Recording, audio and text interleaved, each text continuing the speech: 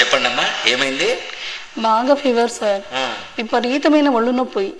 Age ఎంతమ్మా మీకు? Sir చెప్పలేను సార్. అయ్యో, అంత సిగ్గుపడతావేందమ్మా? మీ వయసే కదా అడిగినాను.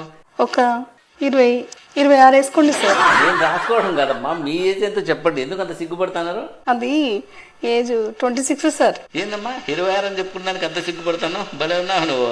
సరే, మందులు రాసిస్తాను. కాకపోతే మందులు చాలా పవర్ఫుల్, ముసలి వాళ్ళు అయితే తట్టుకోలేరు. అంత పవర్ఫుల్లా? అయితే 35 వేసుకొని డోస్ తగ్గించండి సార్. సర్లే, ఇప్పుడు డోస్ తగ్గిస్తాను. కానీ ఈ డోస్ కూడా 40 ఏళ్ళ లోపల తట్టుకుంటారు, వయసు అయిపోయిన వాళ్ళు తట్టుకోలేరు. ఇప్పుడన్నా కరెక్ట్ చెప్పు, 35 కదా నీకు?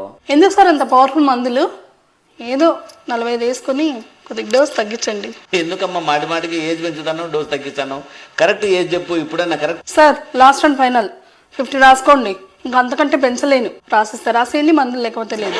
ఏందమ్మా 50 ఏళ్ళ 26 అని చెప్పి బేరం మొదలు పెడుతుంది. భలే ఉన్నావు. వయసు రాయకండి.